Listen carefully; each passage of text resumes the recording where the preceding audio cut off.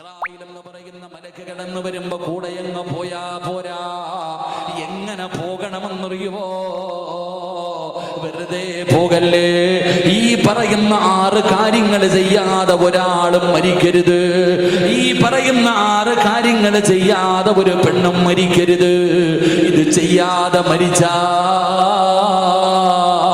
നിന്റെ ദുനിയാവും ആഖിറവും നഷ്ടമാ, കാലാകാലം നരകത്തിലാ.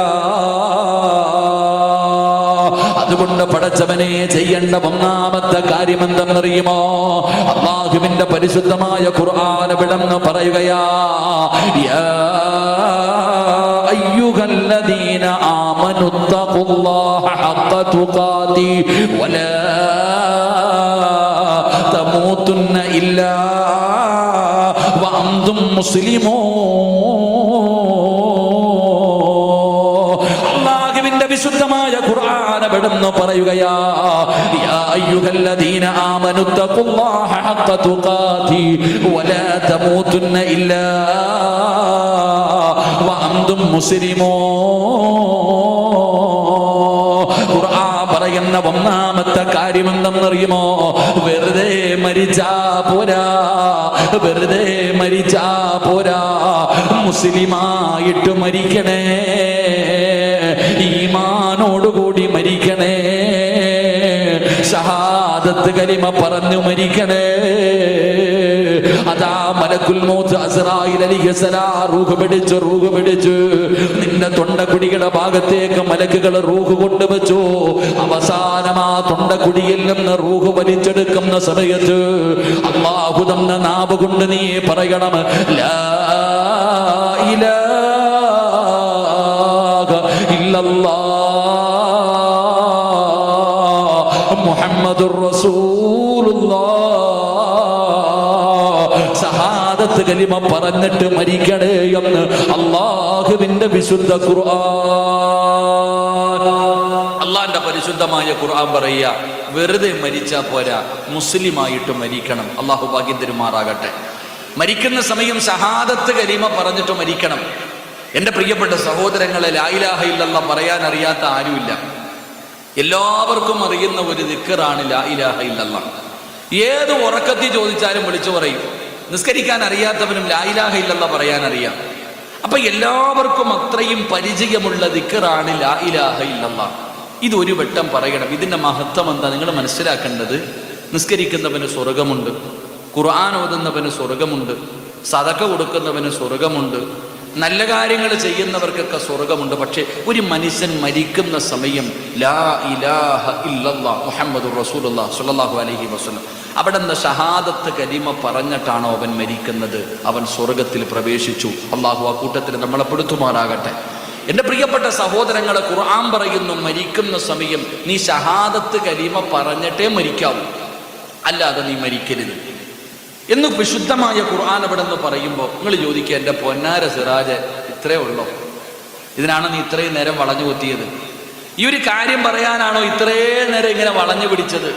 ലാ ഇലാഹ ഇല്ലല്ലാഹ് എന്ന് ഏത് ഉറക്കത്തിൽ ചോദിച്ചാലും ഞാൻ പറയും ഉസ്താദ്, അല്ലേ? ഏത് ഉറക്കത്തിൽ വിളിച്ചിട്ട് ലാ ഇലാഹ ഇല്ല ഷഹാദത്ത് കലിമ പറയാൻ പറഞ്ഞ് നമുക്ക് പറയാറിയാം. നമ്മൾ വിചാരിച്ചിരിക്കണത് ഇത് നമ്മളെ കൊണ്ട് എളുപ്പത്തിലങ്ങ് പറയാൻ പറ്റുമെന്നാണ്. നമ്മൾ വിചാരിക്കണേ നമുക്കിത് എളുപ്പത്തിലങ്ങ് പറയാൻ പറ്റുമെന്നൊരു ധാരണ എനിക്ക് നിങ്ങൾക്കുണ്ട്. എങ്കിലും നിങ്ങൾ മനസ്സിലാക്കേണ്ടത്, എന്തിനാ നബി സല്ലല്ലാഹു അലൈഹി വസല്ലമ തങ്ങൾ പറഞ്ഞു മരിക്കാൻ കിടക്കുന്ന മനുഷ്യൻ്റെ അടുക്ക പോയി നിന്നിട്ട് ഈ ദിക്ർ പറഞ്ഞു കൊടുക്കാൻ പറഞ്ഞ എന്തിനാ? ഓനറിയാമെങ്കിൽ എന്തിനാ ഓർമ്മപ്പെടുത്താൻ പറഞ്ഞത്? നിങ്ങൾ പരിശുദ്ധമായ ഖുർആൻ എന്താ എടുത്തു നോക്കാത്ത? നമ്മളിങ്ങനെ ഉറപ്പിച്ചിരിക്കുക ഈ താടിയും ഈ തഴമ്പും ഉള്ളത് കൊണ്ട് അങ്ങ് രക്ഷപ്പെടുമെന്ന്. ഇങ്ങനെ അടക്കണണ്ട, ഇതൊക്കെ ഇട്ടുകൊണ്ട് നടന്നു കഴിഞ്ഞാൽ ഇതിനെക്കാളും വലിയ കൊല ഇട്ടുകൊണ്ട് നടക്കണവന്മാരുണ്ട്. നമ്മുടെ താടിക്ക് ഇത്രേ നീളമുള്ളൂ, ചിലരുടെ താടി ഇത്രയുണ്ട്, ഓ കള്ളു പഠിച്ചിട്ട് നടക്കുന്നവനാ. എൻ്റെ പ്രിയപ്പെട്ട സഹോദരങ്ങളെ, നിങ്ങൾ ചിന്തിക്കൂ, നമ്മളെക്കാളും വലിയ ജുബ്ബ ഇടുന്ന ആൾക്കാരില്ലേ? താടിയുടെ നീളമൊക്കെ കണ്ടു കഴിഞ്ഞപ്പോൾ അത്ഭുതപ്പെട്ടു പോകാറുണ്ട്.